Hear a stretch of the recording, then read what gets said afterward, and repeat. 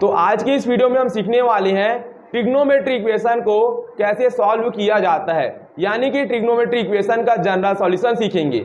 इसके previous video में हम ट्रिग्नोमेट्री इक्वेशन का प्रिंसिपल सॉल्यूशन के ऊपर डिस्कशन किए थे। यदि आप वीडियो को नहीं देखे हो तो जाकर देख सकते हो, डिस्क्रिप्शन बॉक्स में लिंक मिल जाएगा। ट्रिग्नोमेट्री इक्वेशन का जनरल सॉल्यूशन क्या होता है आज की इस वीडियो में हम सीखने वाले हैं। तो ट्रिग्नोमेट्री इक्वेशन के हमारे पास पर्टिकुलर दो सॉल्यूशन होती हैं, एक प्रिंसिपल सॉल्यूशन और एक जनरल सॉल्यूशन। प्रिंसिपल सॉल्यूशन हम सीख ही चुके हैं। जनरल सॉल्यूशन क्या होता है, देखिए कोई भी ट्रिग्नोमेट्री इक्वेशन होती हैं उसके कोई एक सॉल्यूशन नहीं होती, हर ट्रिग्नोमेट्री इक्वेशन का इनफाइनाइट सॉल्यूशन आता है।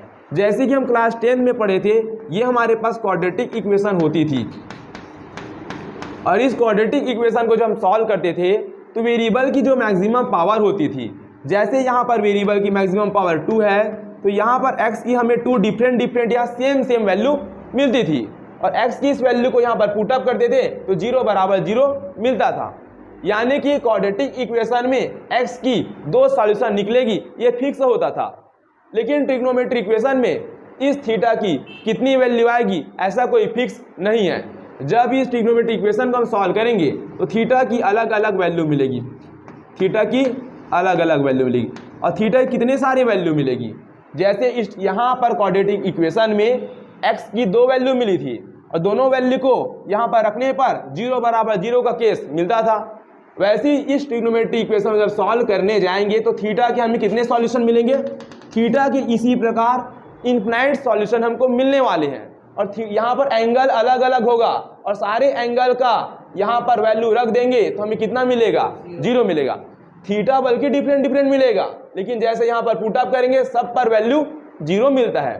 तो मैथमेटिशियन के साथ सबसे बड़ा सवाल ये था कि एक ट्रिग्नोमेट्री इक्वेशन के इनफाइनाइट सॉल्यूशन होते हैं तो सारे थीटा का वैल्यू लिखना इम्पॉसिबल था उनके साथ। तो उन्होंने सोचा क्यों ना इसको मैथमेटिकल टूल्स का इस्तेमाल करके कोई ना कोई रिप्रेजेंटेशन का नाम दे देते हैं, कोई सिंबल का नाम दे देते हैं जो हमारे ट्रिग्नोमेट्री के अलग अलग जो इनफाइनाइट सॉल्यूशन होते हैं इनको रिप्रेजेंट कर दे। तो इसी रिप्रेजेंटेशन का नाम हुआ general solution of trigonometry equation.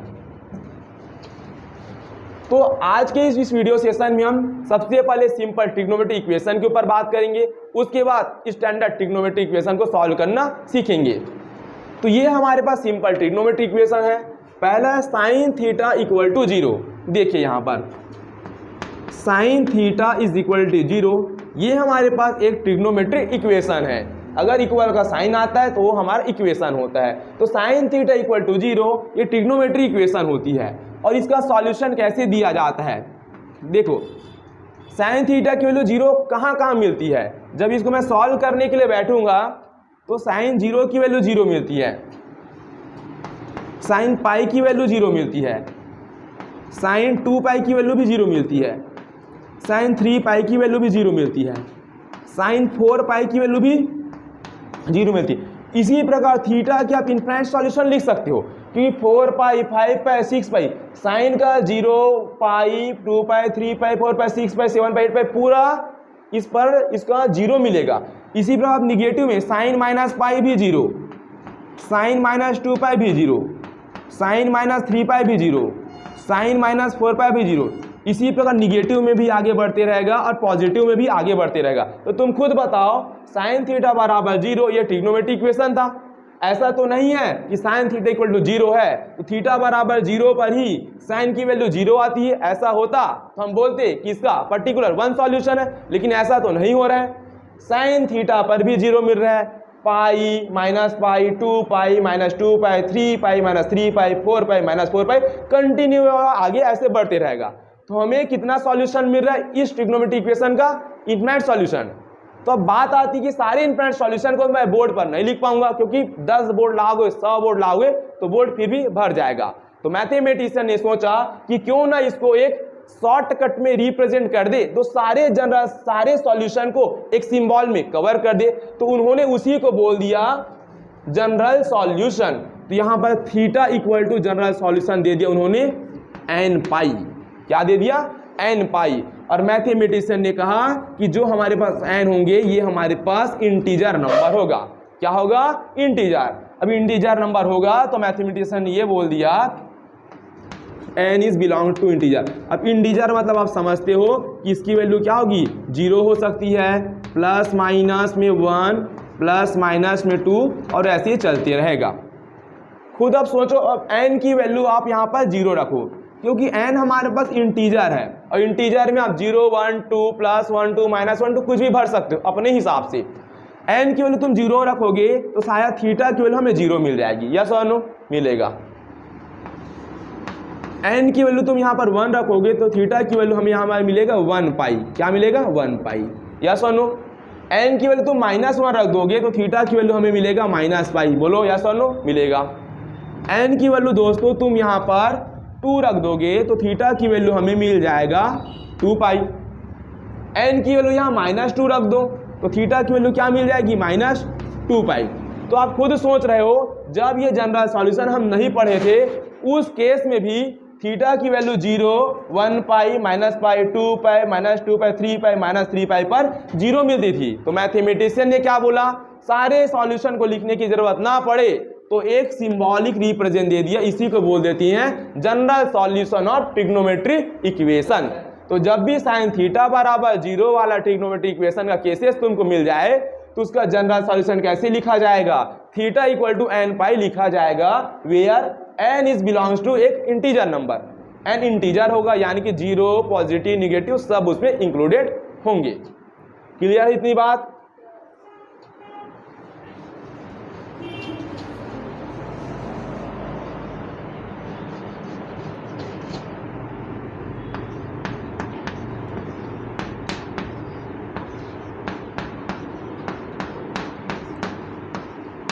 अब जब हम जनरल सॉल्यूशन की बात कर ही चुके हैं तो प्रिंसिपल सॉल्यूशन की बात यहाँ पर और कर लेते हैं। देखो प्रिंसिपल सॉल्यूशन क्या होता है, PS यानी कि प्रिंसिपल सॉल्यूशन 0 से 2 पाई। हमारे जनरल सॉल्यूशन जितने भी आते हैं उनमें 0 से 2 पाई के बीच वाला एंगल लेंगे, वही हमारा प्रिंसिपल सॉल्यूशन बन जाता है। जितने भी जनरल सॉल्यूशन तुम निकालोगे उन जनरल सॉल्यूशन में 0 से 2 पाई के बीच जितने भी एंगल आएंगे वो सारे एंगल हमारा प्रिंसिपल सॉल्यूशन कहलाता है।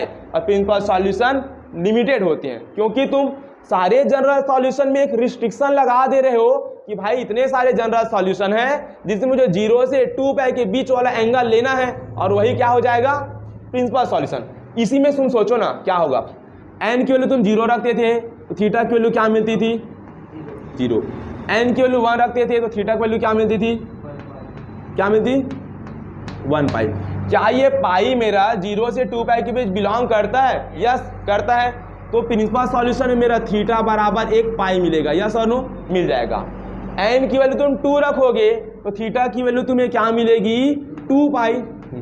क्या 2 पाई 0 से 2 पाई के बीच बिलोंग करती है, नहीं करती। हम एग्जैक्ट 0 और एग्जैक्ट 2 पाई की बात नहीं कर रहे हैं, हम कर रहे हैं 0 से 2 पाई के बीच आने वाले थीटा। तो 0 से 2 पाई के बीच 2 पाई वाला नहीं आता, तो इसका principal solution theta equal to क्या मिलेगा, पाई मिलेगा।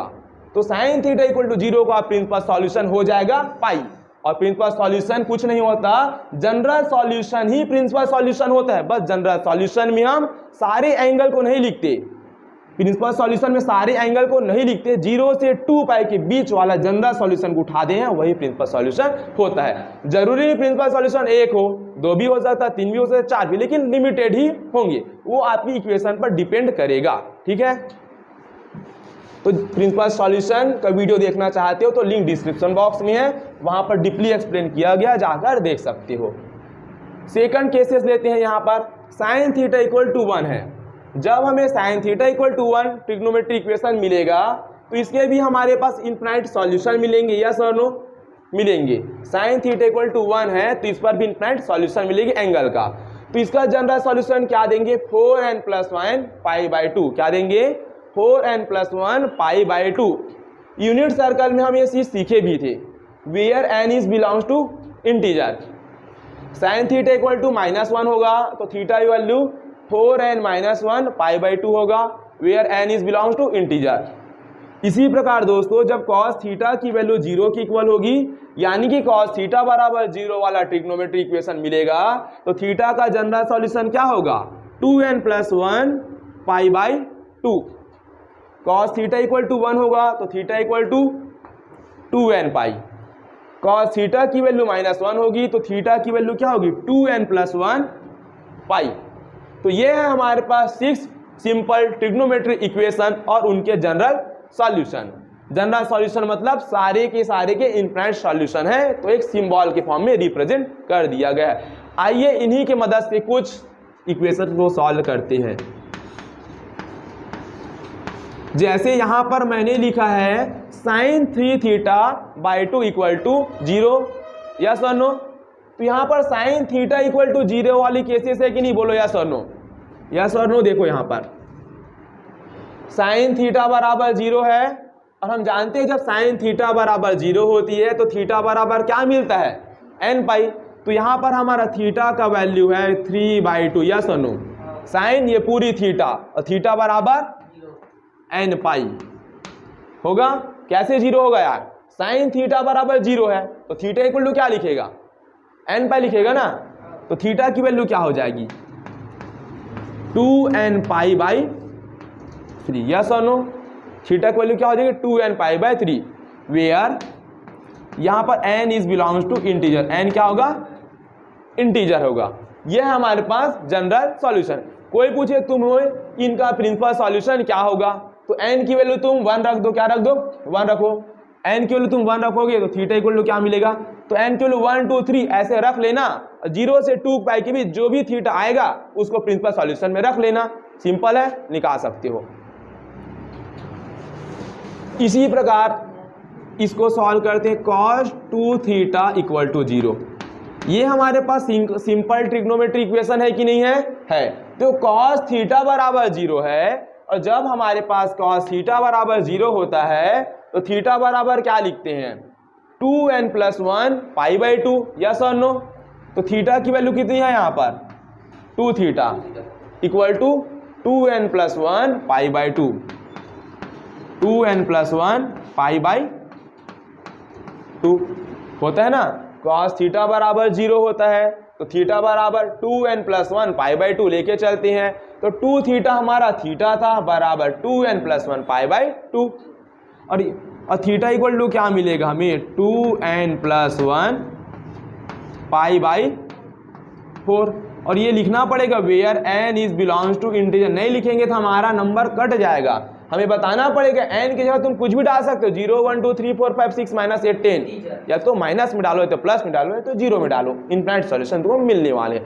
यहीं पर कोई पूछ देगा इसका प्रिंसिपल सॉल्यूशन तुम बता दो, तो हम n की वैल्यू 1 2 3 डाल के देखेंगे और 0 से 2 पाई के बीच जो भी वैल्यू आएगा थीटा का उसको रख लेंगे, वो प्रिंसिपल सॉल्यूशन बन जाएगा। सिंपल है, ठीक है। यहाँ पर एक बात गौर कीजिए, साइन थीटा कॉस थीटा का वैल्यू का हम जनरल सॉल्यूशन तो निकाल लिए, अब हमारे पर tan थीटा कोसेक थीटा और सेक थीटा आ जाए तो जनरल सॉल्यूशन कैसे देंगे। देखिए यहाँ पर tan थीटा = 0 आ गया, इसका जनरल सॉल्यूशन हम कैसे देंगे। यदि हमें साइन मालूम है और कॉस मालूम है तो हम tan दे सकते हैं, कॉट भी बता सकते हैं, सेक भी बता सकते हैं और कोसेक भी बता सकते हैं।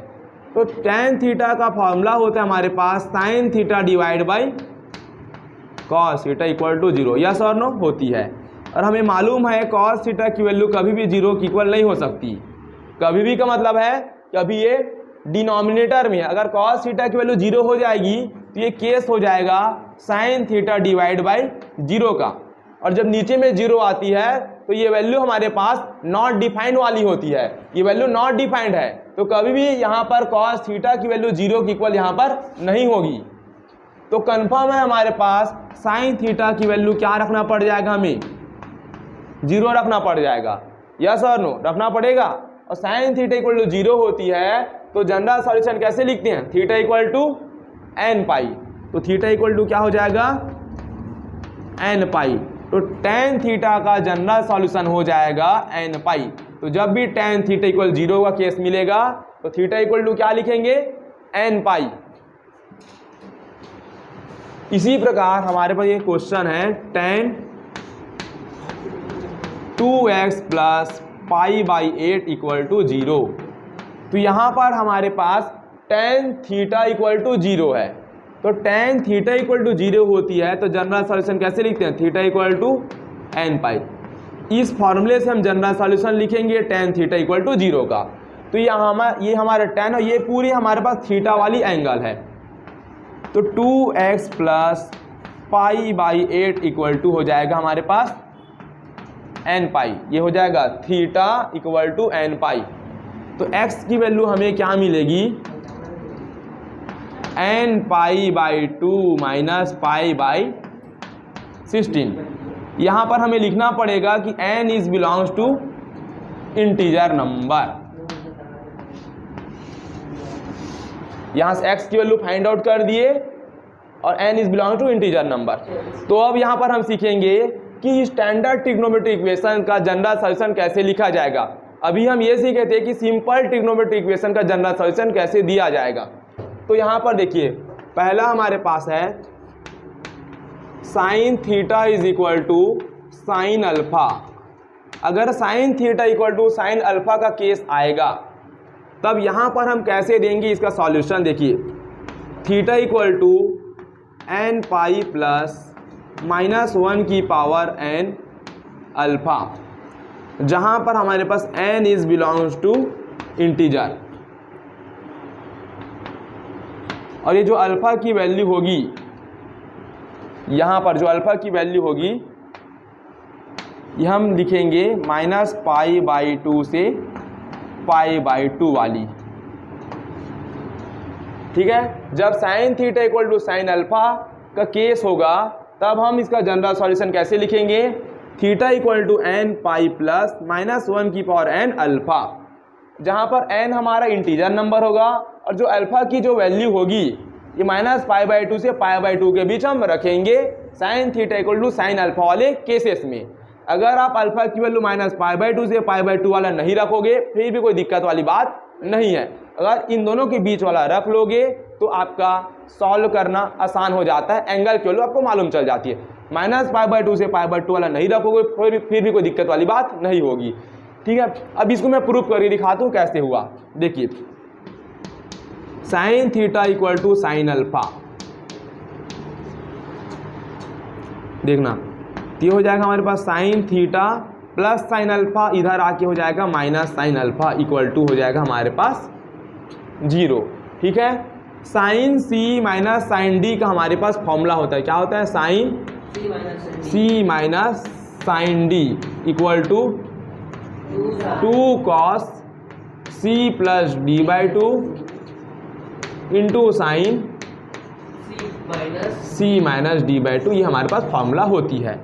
ये फॉर्मूला हम यहाँ पर अप्लाई करेंगे तो ये हो जाएगा 2 साइन सी माइनस डी डिवाइड/2 होता है। मैं यहाँ का पहले लिख दिया हूँ ना, sign C minus 2 sine C minus D डिवाइड/2, ये पहले लिख दिया हूँ। उसके बाद इंटू कॉस सी प्लस d/2, तो ये हमारे पास हो जाएगा cos C plus d/2 equal to 0। हम कुछ भी नहीं कर रहे हैं, sine theta equal to sine alpha वाला जब ट्रिग्नोमेट्री का इक्वेशन मिलता है तो general solution theta equal to n pi plus -1 की पावर अल्फा से रिप्रेजेंट करेंगे। अब इसी जनरल सॉल्यूशन को मैं प्रूफ करके यहाँ पर दिखा रहा हूँ। वही क्वेश्चन ले लिया हूँ जो ट्रिग्नोमेट्री इक्वेशन हमें दिया गया था। हमने sine C minus sine D का फॉर्मूला लगाया, 2 sine C minus d/2 into cos सी प्लस d/2। 2 मल्टीप्लाई में यहाँ पर जाके 2 0 के डिवाइड में जाके 0 हो जाएगा, यस और नो, हो गया।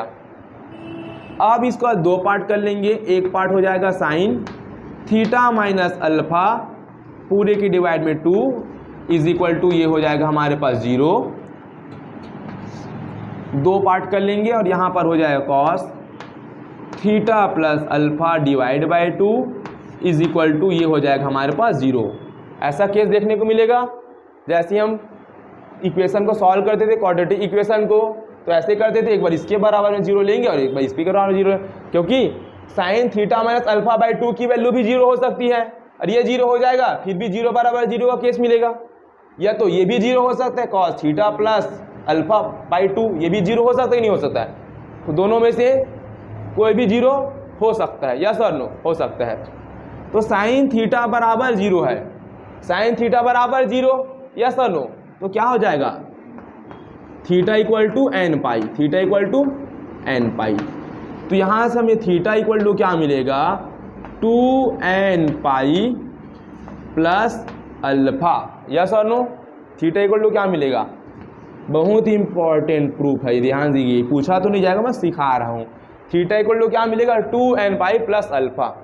इस पार्ट को भी सॉल्व कर लेंगे तो यहाँ पर क्या मिलेगा, theta plus alpha by 2 equal to, देखो कॉस थीटा इक्वल टू 0, अभी हम पढ़े थे ना, कॉस थीटा बराबर 0 होता था सिंपल ट्रिग्नोमेट्रिक इक्वेशन में। इसका जनरल सॉल्यूशन कैसे लिखते थे, theta equal to 2n plus 1 और क्या लिखते थे, कॉस थीटा बराबर 0 का केस था तो 2n प्लस 1 क्या लिखते थे, पाई बाई 2।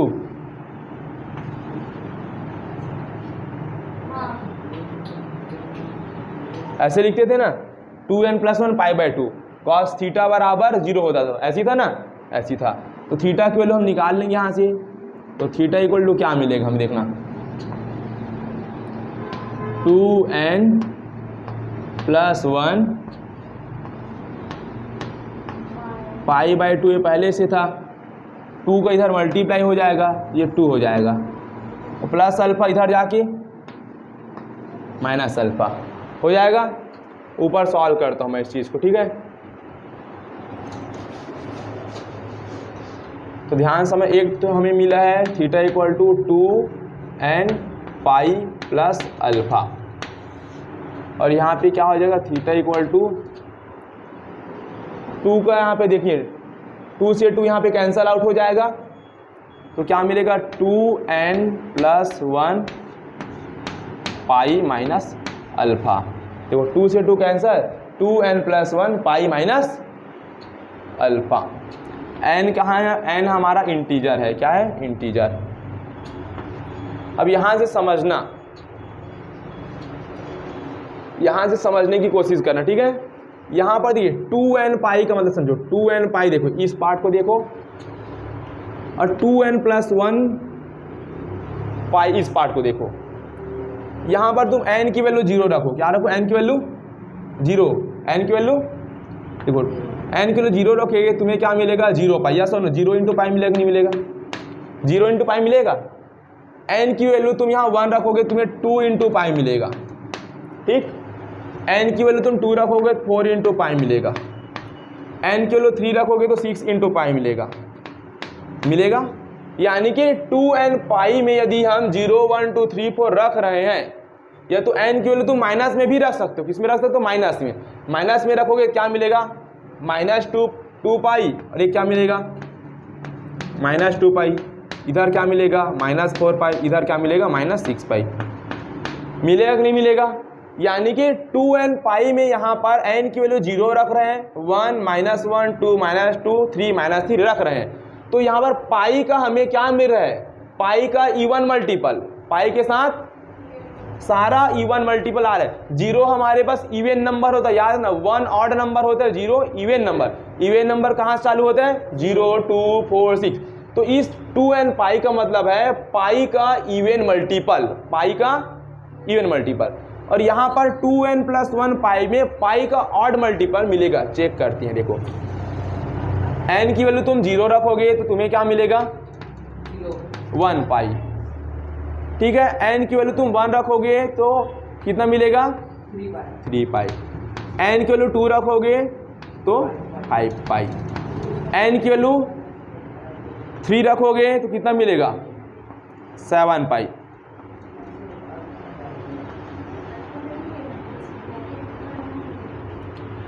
n की वैल्यू तुम -1 रखोगे तो -2 प्लस 1 माइनस पाई, क्या मिलेगा, -1 पाई।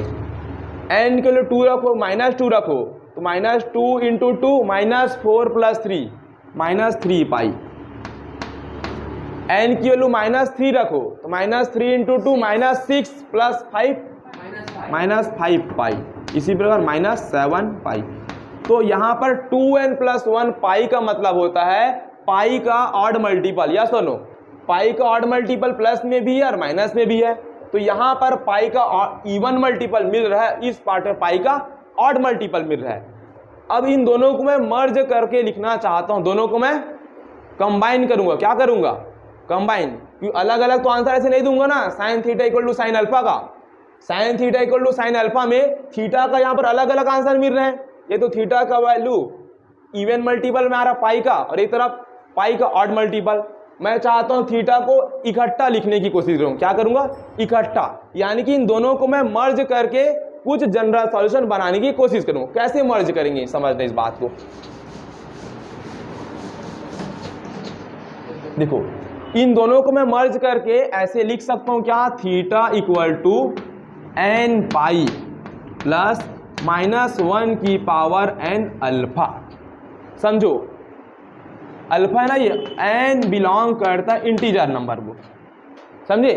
अब ध्यान दो, यहां पर देखो, यहां पर पाई का कैसे मल्टीपल चलता है, पाई का इवन, यानी कि जब हम साइन, देखो जब हम sine theta equal to sine alpha लेके चलते हैं तो हमें थीटा की वैल्यू में पाई का इवन मल्टीपल भी मिलना चाहिए और पाई का ऑड मल्टीपल मिलना चाहिए कि नहीं मिलना चाहिए? मिलना चाहिए।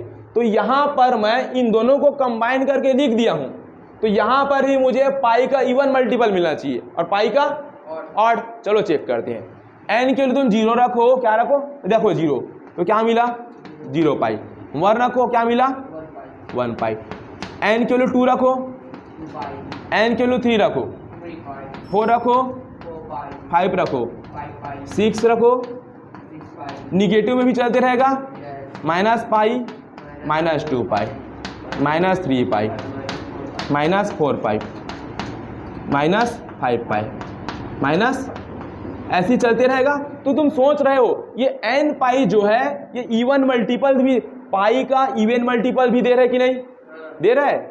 देखो ना, 0 पाई, 2 पाई, 4 पाई, 6 पाई, 0 पाई, 2 पाई, 4 पाई, 6 पाई, निगेटिव में -2 पाई, -4 पाई, -6 पाई, -2 पाई, -4 पाई, -6 पाई दे रहा है। और ये हमारा पाई का ऑड मल्टीपल भी देना चाहिए, अगर दोनों का कॉम्बिनेशन है तो पाई का ऑड मल्टीपल दे रहा है। देखो 1 पाई, -1 पाई, 3 पाई, -3 पाई, 5 पाई, -5 पाई, और आगे कंटिन्यू मिलेगा 7 पाई, -7 पाई।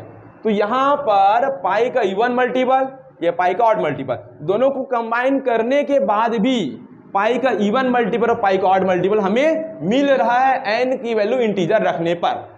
तो कंबाइन हो गया कि नहीं हो गया? अब बोलोगे -1 की पावर एन अल्फा क्यों लिखे हो? -1 एन अल्फा का मतलब क्या? चलो चेक करते, चलो मैं ये पार्ट बना दिखा दो। थीटा इक्वल टू क्या रखो, यहाँ एन इक्वल टू 0 रखो, क्या रख दो?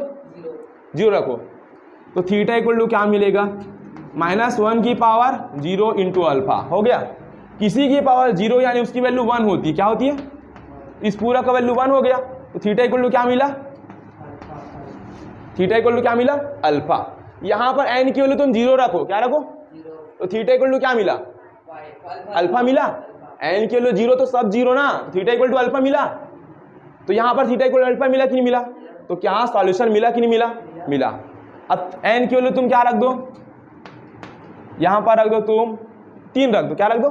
3 रखो तो क्या हो जाएगा? थीटा इक्वल टू 3 रखो तो क्या होगा? 3 पाई प्लस -1 और पावर में 3 और अल्फा हो जाएगा। देखो अब ये हो जाएगा 3 पाई। किसी की माइनस की पावर ऑड नंबर होती है तो हमेशा आंसर माइनस में आता है, तो हो जाएगा माइनस अल्फा। क्या हो जाएगा? तो पाई का कौन सा मल्टीपल है? Odd multiple. कौन सा? ऑड। तो ये वाला पार्ट में मिलेगा कि नहीं मिलेगा? मिलेगा। एन की जगह तुम 1 रखो, क्या रखो? तो सोचो ना, 1 रखोगे तो 2 + 1 3 पाई माइनस अल्फा। मिला कि नहीं मिला? बोलो यार सर नो। मिला। एन के लिए 1 रखो तो 2 इंटू 1 2 + 1 3 पाई माइनस अल्फा। यहां पर क्या मिला? 3 पाई माइनस अल्फा। मिला कि मिला? यानी कि ये जो दोनों का कॉम्बिनेशन करके ये जो सॉल्यूशन दी एकदम एक्यूरेट है कि नहीं है? है। मुझे ये वाला पार्ट भी मिल रहा है यहाँ पर, ये वाला पार्ट भी यहाँ पर मिल रहा है कि नहीं मिल रहा है? मिल रहा है। तो जब sine theta equal to sine alpha होता है तो हम ऐसा अलग अलग पार्ट ना लिख के डायरेक्ट लिख देंगे theta equal to n pi plus -1 की पावर एन अल्फा। ये sine theta equal to sine alpha का कौन सा सॉल्यूशन है? General solution. कोई दिक्कत है? समझ गए? समझी? ठीक है।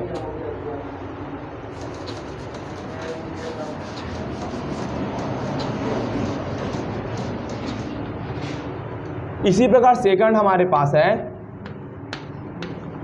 cos theta equal to cos alpha. cos theta equal to cos alpha, ध्यान समझो। तो इसका जनरल सॉल्यूशन हम कैसे लिखेंगे? Theta equal to 2n pi plus minus alpha. क्या लिखेंगे? 2n pi plus minus alpha, where n is belongs to integer number. n कहाँ बिलोंग करेगा? इंटीजर नंबर में। और जो अल्फा होगा, ये जो अल्फा होगा, इस अल्फा की वैल्यू कहाँ से कहाँ तक देंगे हम? 0 से पाई। कहाँ से? 0 से पाई। ये जो रिस्ट्रिक्शन लिख रहा हूं मैं इस अल्फा एंगल के लिए, 0 से पाई के बीच नहीं होगा फिर भी चलेगा, कोई दिक्कत वाली बात नहीं है। इसके बीच रखोगे तो आपका आंसर एक्यूरेट आएगा, ठीक है। नहीं भी रखोगे तो कोई दिक्कत वाली बात नहीं है, सब में सेम आंसर मिलेगा, ठीक है ना। इसको मैं प्रूफ करके दिखा रहा हूं। इसका प्रूफ बहुत आसान है, कोई दिक्कत वाली बात नहीं है। चलो इसका प्रूफ करता हूं मैं। cos थीटा इक्वल टू क्या है? cos alpha. यस और नो है? इधर देखो इधर, तो cos theta minus cos alpha equal to 0 हो गया। हो गया। cos c minus cos d, cos c minus cos d का फॉर्मूला क्या होता है? तो cos c minus cos d equal to होता है -2 sine c plus d by 2 into sine c minus d by 2, ये फॉर्मूला होता है, ठीक है। तो cos c minus cos d -2 sine क्या होगा? क्या होगा? c plus d by 2 into c minus d by 2 equal to 0। ये होगा कि नहीं होगा? होगा। -2 इंटू में है, -2 0 के डिवाइड में जाके पूरा 0 हो जाएगा। हो जाएगा ना? ऐसे होगा ना, 0 -2 0। अब हम क्या करेंगे? Sine theta plus pi by 2 equal to 0 लेंगे, ठीक है। और एक तरफ लेंगे हम लोग sine theta minus alpha by 2 equal to 0। Sine theta बराबर 0, तो थीटा इक्वल टू, ये थीटा क्यों लिख रहा हूं मैं? थीटा इक्वल टू क्या होगा? n पाई, ठीक। तो थीटा इक्वल टू क्या मिल जाएगा? 2n pi minus alpha. हो गया। 2 इधर जाएगा तो 2n पाई प्लस अल्फा इधर जाके माइनस अल्फा। हो गया। इस पार्ट को सॉल्व करो तो इधर भी क्या हो जाएगा? n पाई होगा, होगा ना। तो थीटा इक्वल टू क्या मिलेगा? 2n pi plus alpha. अब दोनों को क्या करेंगे? कंबाइन, क्योंकि cos थीटा बराबर cos अल्फा का अलग अलग जनरल सॉल्यूशन ऐसे सेपरेट में थोड़ा लिखेंगे, हमें नीड है दोनों को कंबाइन करने की। दोनों को क्या करेंगे हम? कंबाइन कर दो। तो कंबाइन करेंगे क्या हो जाएगा? थीटा इक्वल टू 2n पाई है और प्लस में अल्फा है, और थीटा इक्वल टू 2n पाई और माइनस में अल्फा। ऐसा है कि नहीं? इधर देखो, इधर ऐसा है कि नहीं? है कि नहीं? ऐसा कंबाइन करेंगे, सोचो ना, कुछ दिक्कत नहीं है। 2n pi plus minus alpha, बोलो यस और नो। 2n पाई दोनों में है, प्लस माइनस अल्फा। हो गया कि नहीं हो गया? कंबाइन हो गया। n is belongs to integer. तो cos थीटा बराबर cos अल्फा का केस मिलेगा तो उसका general solution 2n pi plus minus alpha से दिया जाएगा। याद रखना, अल्फा की वैल्यू 0 से पाई वाला रखेंगे। कौन सा? 0 से पाई वाला। नहीं भी रखेंगे 0 से पाई वाला फिर भी कोई दिक्कत वाली बात नहीं है। और तुम्हारे बुक में 0 से पाई वाला नहीं रखा गया है, ठीक है ना। कैसे भी रख सकते, कोई दिक्कत वाली बात नहीं है। अब लास्ट tan थीटा बराबर tan अल्फा, बहुत इजी है इसका। तो theta equal to n pi plus alpha, n belong करता इंटीजर, और अल्फा की वैल्यू देंगे यहाँ पर -पाई/2 से +पाई/2। तो tan थीटा बराबर tan अल्फा होता है, तो थीटा की वैल्यू हम देंगे n pi plus alpha. tan theta को tan अल्फा का ये जनरल सॉल्यूशन होगा। इसको भी आइए प्रूफ करते हैं। प्रूफ करने का तरीका बस समझा रहा हूं, इसको आपको याद नहीं रखनी है। इधर देखो, तो tan theta equal to tan alpha yes और no. Tan theta equal to क्या लिख देंगे, साइन थीटा अपॉन क्या हो जाएगा, कॉस थीटा, और ये हो जाएगा sine alpha upon cos alpha. होगा कि नहीं होगा, होगा। क्रॉस मल्टीप्लाई कर दो तो ये हो जाएगा sine theta cos alpha minus बराबर क्या होगा, कॉस थीटा साइन अल्फा। हो जाएगा ऐसे, दोनों का क्रॉस मल्टीप्लाई कर दिए, cos theta sine alpha plus में इधर आके माइनस में, तो ये हो जाएगा माइनस इक्वल टू 0। यहाँ पर एक फॉर्मूला बना, sign a cos b minus cos a sine b, sine a cos b minus cos a sine B equal क्या होता है, साइन ए माइनस बी। ठीक है, किसका formula, sine a cos b minus cos a sine b, sine a minus b. ये हो जाएगा sine a minus b equal to हो जाएगा 0। साइन थीटा बराबर 0 तो थीटा बराबर एन पाई, ये हमारा थीटा था, थीटा माइनस अल्फा ये थीटा था, theta equal to n pi. तो थीटा इक्वल टू क्या मिल जाएगा, n pi plus alpha. Theta equal to क्या मिल गया, एन पाई प्लस अल्फा। और यहाँ पर हम वही चीज़ लिखे थे, इसमें कोई कंबाइन करने की जरूरत नहीं पड़ी, बहुत सिंपल सॉल्यूशन इसका था। तो यहाँ पर हम स्टैंडर्ड ट्रिग्नोमेट्रिक इक्वेशन में टोटल 3 केसेस देखे हैं, sine theta equal to sine alpha, cos theta equal to cos alpha, tan theta equal to tan alpha. यहाँ पर 3 केसेस और हैं, 4th, 5th, 6th। अगर sine square theta equal to sine square alpha मिले, cos square theta equal to cos square alpha मिले, tan square theta equal to tan square alpha मिले, तो theta equal to n pi plus minus alpha, theta equal to n pi plus minus alpha, theta equal to n pi plus minus alpha. जब square के form में होगा तो सभी का general solution theta equal to n pi plus minus alpha से दिया जाएगा।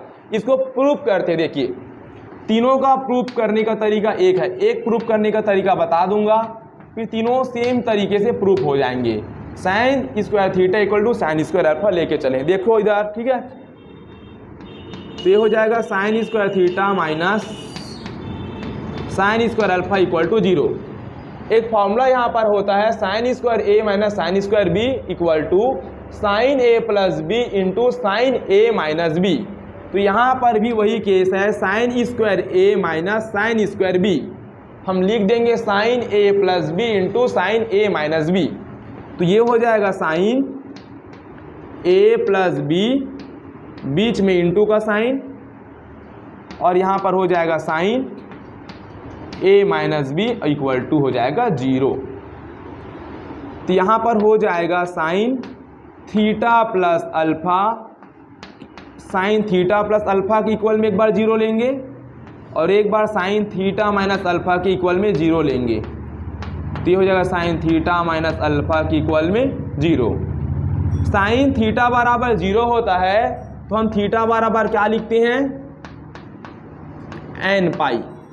तो यहाँ पर हमारे पास थीटा की वैल्यू आ गई एन पाई प्लस अल्फा, इधर ट्रांसफर होके माइनस अल्फा।